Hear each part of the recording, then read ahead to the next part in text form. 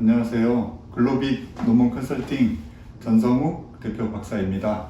오늘은 학술 논문을 작성하는 데 있어서 학술적 글쓰기 원칙, 아카데믹 라이팅 하는 거에 대해서 말씀을 드리도록 하겠습니다.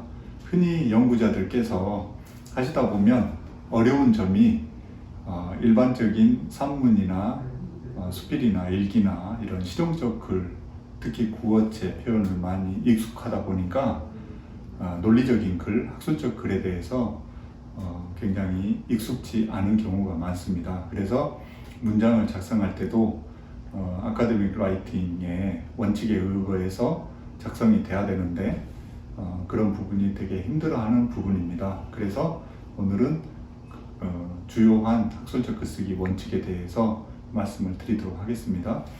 몇 가지 원칙이 있지만 독창적인 글이 돼야 되고, 크게 봐서는 의미 전달이 간결하고 명료하게 전달이 돼야 됩니다. 그리고 자신의 주장을 정확하게 표현이 돼야 될 겁니다. 그리고 이제 어떤 주장과 의견을 서술을 하더라도 어느 누가 읽어보더라도 객관적이어야 될 거고, 그 다음에 쭉 내려보시면 일단 문장 자체가 문장이나 문단이 가독성이 확보가 돼야 될 거고, 또 두괄식, 그리고 문맥 흐름이 매끄러워야 될 거고, 논리적이고 체계적이고 주어나 수어의 호응관계 또는 3인칭 주어, 1인칭 주어 대신, 그리고 존칭은 사용하지 않습니다. 이런 원칙들이 있는데 맨 위에부터 한 가지씩 위로 올려주시면 아까 독창적이어야 된다는 말은 학술적 논문이기 때문에 뭔가 내가 독창적인 글을 쓸 수 있어야 되는데 단순한 어떤 다른 논문이나 선행연구, 문헌에서 또는 요즘에는 인터넷 자료 같은 거를 많이 참조하게 됩니다. 그런데 인터넷 자료 같은 경우는 증명이 되지 않는 출처가 불분명한 자료는 인용하시면 안 됩니다. 그래서 증명이 된 확실한 자료들을 가지고 인용을 한다 하더라도 내가 한 문장 한 문장이 인용 표시도 없이 내 문장, 내 주장을 자의적으로 쓰라는 게 아니라 인용을 하되, 인용이라는 건 베껴 쓰는 게 아니라 이론적 근거를 제시하는 겁니다. 그래서 기존 논문이나 문헌에서 학자들이나 연구자들이 했던 이제 글들을 이렇게 인용해서 쓰시되, 한 문장 한 문장이 모여서 독창적이 되라는 건 내가 주장하고자 하는 논지나 논리가 일관되고 간결하고 명료하게 진술을, 논리 전개를 해야 됩니다. 그래서 그 논리 전개가 분명한 논지가 되도록 왔다 갔다 하지 않고 일관되게 진술이 되어야 독창적인 그 학술적인 논문이 독창적인 내 글이 되는 겁니다. 그래서 단순 지식을 나열한다든가, 특히 흔히 겪는 우를 범하는 게, 이제 처음 하신 분들은 통계 분석을 하는, 양적 연구를 하는 경우에 통계 분석을 돌리면 일반 보고서처럼 그게 결론이 되는 걸로 착각을 하게 됩니다. 그런데 그냥 분석 결과만 나열하거나 단순 지식을 나열하는 것은 독창적인 글, 특히 결론, 컨트리뷰션 있는 어떤 그 결론에서의 임플리케이션이나 파인딩을 제시하는 것이 아닙니다. 단순히 내가 결론에서 파인딩과 임플리케이션, 구체적인 대안을 제시하기 위한 백데이터일 뿐입니다. 통계 데이터는. 그래서 단순히 지식 나열이나 분석에만 그치지 않고 어떤 부분이라도 학술적인 발전, 기여, 컨트리뷰션이 있어야 됩니다.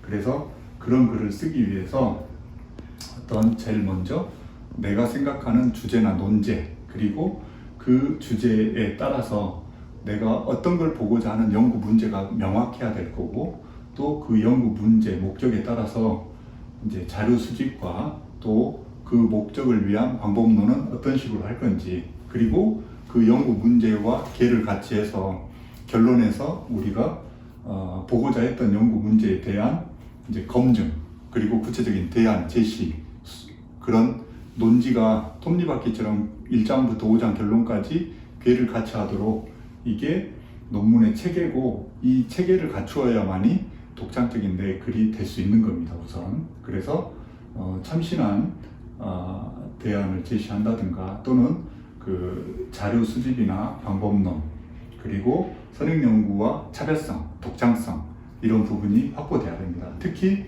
우리가 심사 때 숱하게 심사를 들어가 보면 일장 서론에도 이제 학교에서 주어진 목차대로 연구 배경이나 문제 제기하고 그 다음에 연구 목적 쓰고 끝나는 겁니다. 거의 혼자 쓴 글들은 통과된 논문을 보고 쓰다 보니까 서론의 인트로덕션에 체계를 모르고 쓰다 보니까 주어진 목차대로 문제 제기 장황하게 하다가 선행연구 이렇게 언급해주고 선행연구가 어떻다라는 거 언급해주고 연구 목적하고 끝나는 거예요. 근데 그게 아니라 우리가 보고자 했던 문제 제기, 연구 배경이라는 건 왜 내가 이 연구를 해야 되고 그 보고자 하는 게 뭔지 사회적 이슈가 되는 것, 자연적 이슈가 되는 것들을 그 이슈에 대해서 우리가 연구 취재와 연구 문제를 구성하라는 게 문제 제기예요. 그래서 그 문제 제기가 제시가 돼서 연구 필요성이 나오고 또 거기에 따라서 기존의 선행 연구와 어떤 차별성이 있다는 게 명확히 부각이 돼 있어야 됩니다.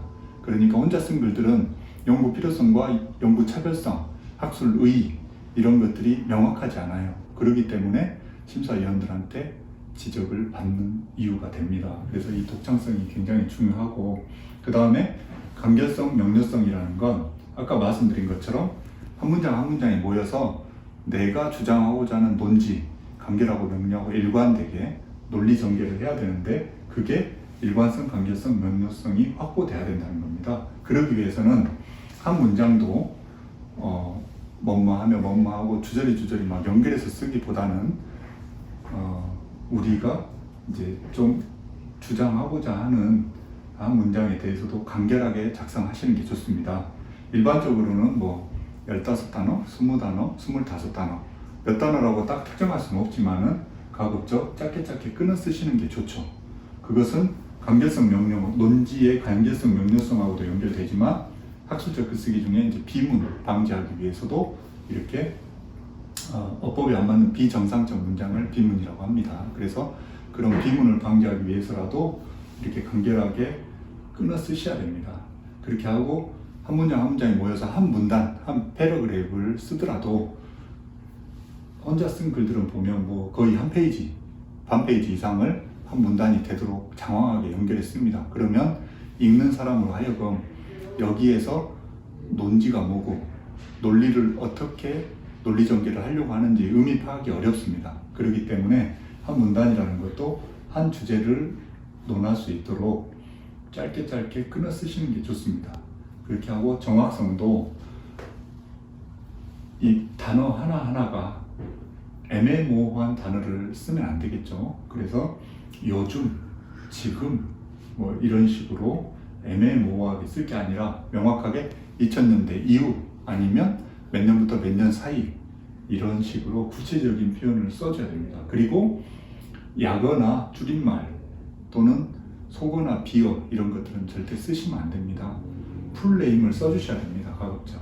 그렇게 하고 약어를 쓰시더라도 처음 언급할 때 풀네임을 소개해주고 그 다음부터는 가로 열고 이런 약어를 쓰겠다라고 표시를 해주고 그 다음부터 약어를 쓰셔야 됩니다. 그리고 객관성이라는 것도 아까 말씀드린 대로 주장이나 의견을 제시하고자 할 때 명확한 팩트와 어떤 기존 선행 연구에서 입각해서 이론적 근거를 제시하라는 건 명확한 사실과 증거에 입각해서 작성하라는 내용입니다. 그래서 연구자의 주관적인 인용 표시도 없이 특히 심사할 때 일장 서론과 이론적 배경에는 내용 읽어보기 전에 이렇게 쭉 넘겨보면서 인용 표시 된 것만 봐도 어느 정도 이분이 짧게 해서 쓴 건지 아니면 한 줄 한 줄 스터디 해가면서 이렇게 객관성을 확보해서 이론적 근거를 명확히 제시하면서 썼는지 금방 알 수 있습니다. 그래서 한 줄 한 줄 인용 표시도 없다는 것은 본인의 주관적인 견해나 감정을 자의적으로 쓴 것밖에 안 되는 거예요. 그런 거는 읽어보는 사람들 입장에서 생각하는 게 다 관점이 다를 수 있기 때문에 명확성을 확보할 수가 없어요. 객관성을. 그래서 본인의 주관이나 견해, 감정, 선입견 이런 표현들은 인용 표시 없이 써서는 안 됩니다. 그리고 출처나 근거를 명확히 제시해야만이 나의 생각이 아니라 이론적 근거가 제시가 되는 거고, 또 실험 연구를 할 때도 그 절차적으로 객관적 검증을 위하거나 또 객관성과 신뢰성, 타당성을 확보하기 위해서 이렇게 반복해서 측정을 한다든가, 또는 통계 분석 객관성, 타당성, 신뢰성을 확보하는 방법은 여러 가지 있겠지만 제3자에 의해서 이렇게 검증하는 방법도 있습니다. 그리고 가독성은 아까 말씀드렸다시피 컴팩트하게 읽을 수 있도록 짧게 의미 전달이 잘 되도록 끊어 쓰시고, 또 단어 하나하나가 명확한 구어체 표현이 아니라 문어체 표현으로 쓰셔야 될 겁니다. 그리고 이제 의미 전달이 일단은 명쾌하게 되고 하려면 두 갈식으로 쓰시는 게 좋습니다. 내가 주장하고자 하는 말, 결론 위주로 먼저 써주고 그 다음에 부연 설명을 하는 식으로 핵심 위주로 그렇게 쓰셔야 됩니다. 그리고 문맥 흐름은 이제 한 줄 한 줄, 우선 처음에 쓸 때는 문맥 흐름 이러한 모든 글쓰기 원칙을 모든 걸 고려해서 내가 한 줄 한 줄 선소목수 잘 써보겠다, 그렇게 하면 시간도 너무 오래 걸리고 하세월입니다. 우선은 러프하게 써놓고 문맥 흐름 이렇게 갖추는 것도 이제 여러 번 윤색을 하는 과정에서 매끄럽게 갖춰지는 건데, 글이라는 건 오랫동안 해보면 내가 아무리 글을 잘 쓴다 하더라도 내가 쓴 글을 10번, 20번 읽어보고 고친다고 해서 한계가 있는 거예요. 그래서 이제 피어 리뷰처럼 동료들이나 또는 전문가들 도움을 받아서 이제 논리 전개가 매끄럽게 스토리텔링이 되도록 하고 문장이 매끄럽게 되도록 문맥 흐름도 갖추셔야 되는 겁니다. 그리고 조금 올려보시면 논리성 말씀드렸는데 당연한 건데 논리적이어야 된다는 거죠, 결론은. 그래서 이제 논리성 내려와야 됩니다.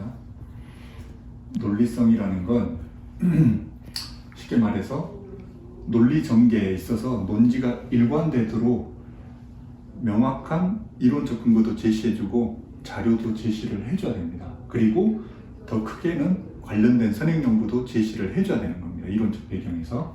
그래서 이게 이론적 근거가 뒷받침이 돼야만이 내 주장이나 의견이 논리를 확보할 수가 있겠죠. 그리고 인용 표시 아까 말씀드렸듯이, 그리고 타당한 근거에 기초해서 자료를 제시를 해야 되고, 어떤 관찰이랄지 추론이랄지 이런 방법을 통해서 논리를 확보를 해야 됩니다. 그리고 체계성을 보면 논문의 구성 체계 이런 부분도 보면은 이제 이를테면 아까 서론도 문제 제기, 연구 필요성, 선행 연구 흐름 관계, 우리 연구의 차별성, 의의, 그 다음 연구 목적, 목적을 위한 범위, 방법 순서대로 빠짐없이 본문이 물 흐르도록 써야 서론의 우수한 체계입니다. 그게. 그런데 구성 체계도 중요하지만 시제나 이런 화법도 중요합니다. 그래서 우리가 흔히 우를 범하는 게 1장에는 이런 것들을 보고자 한다 이렇게 미래형으로 썼다가 3장의 연구 설계나 방법론에서는 이렇게 설계를 하였다, 이를테면 그렇게 미래 시제와 어떤 과거 시제가 혼재되어 있다든가, 표현 형태나 화법도 뭐 1인칭 화자로 갔다든가 뭐 3인칭 화자로 갔다든가 뭐 왔다 갔다 한다든가 이렇게 사용하셔서는 안 됩니다. 일관되고 짜임새 있게 통일이 돼야 되는 겁니다. 그리고 마지막으로 주어도 우리나라, 우리 이런 1인칭 주어를 쓰시면 안 됩니다. 제가 오랫동안 경험적으로 이렇게 많은 고객들 작성한 거 하루에 수십 편씩 논문을 보면서 이제 교정을 좀 해달라고 한다든가 이런 것들을 논문 쓰신 거를 보면 가장 먼저 하는 게 제가 검색을 통해서 1인칭 주어를 얼마나 썼는지를 먼저 검색합니다. 이게 조금 우스운 얘기긴 하지만은 1인칭 주어를 정말로 많이 씁니다. 나도 모르게. 그런데 1인칭 주어를 쓰면 한국말이 아니라 외국 독자들이 읽었을 때 어느 나라인지 우리가 누군지 특정이 될 수가 없습니다. 그렇기 때문에 객관적인 특정할 수 있는 3인칭 주어를 쓰라는 것이고, 그 다음에 한국, 대한민국 쓰시고 한번 언급이 됐으면 그 다음부터는 국내, 해외 이렇게 쓰셔도 되고, 그 다음에 뭐 누구누구님, 뭐 누구누구 대통령님 뭐 이런 식으로 존칭은 사용하지 않습니다. 학술적 글이기 때문에 논설문은 딱딱한 문어체이기 때문에 존칭은 빼고 누구누구에 의하면, 누구누구 연구에 의하면 이렇게 쓰는 겁니다. 이런 것들이 기본적으로 갖춰야 할 학술적 글쓰기 원칙인데, 사실 이제 말이야 쉽지만 실제 작성을 해보면 저희도 오랜 기간 해보니까 이런 것들을 터득이 되는 거지, 처음 쓰시는 분들한테는 되게 어렵습니다. 그래서 우선은 저희가 지도를 할 때 이런 모든 글쓰기 원칙을 고려해서 한 줄 한 줄 쓴다는 건 처음부터 너무너무 어려운 작업이에요. 시간도 오래 걸리고. 그러니까 우선은 하고 몇 차례 윤색을 하는 과정에서 이런 것들을 고려해서 윤색이 되는 거고, 그러는 과정에서 이렇게 쓰다 보니 이게 체계성이고 객관성이고 독창성이고 비문이 이런 거구나 터득이 되는 거지, 오랫동안 하시면서. 그리고 또 더 좋은 방법은 혼자 쓴 글을 말씀드린 것처럼 여러 차례 고친다고 해서 윤색이 되는 게 아니고 터득이 되는 게 아니라 전문가의 도움을 받아서 그때그때 바로바로 알려드리고, 이렇게 한 줄 한 줄 쓰신 거를 첨삭하는 과정에서 알려드리면서 첨삭을 하기 때문에 그렇게 지도를 받으시는 게 훨씬 효율적이고 좋습니다. 오늘은 학술적 글쓰기 원칙에 대해서 이렇게 정리를 하도록 하겠습니다.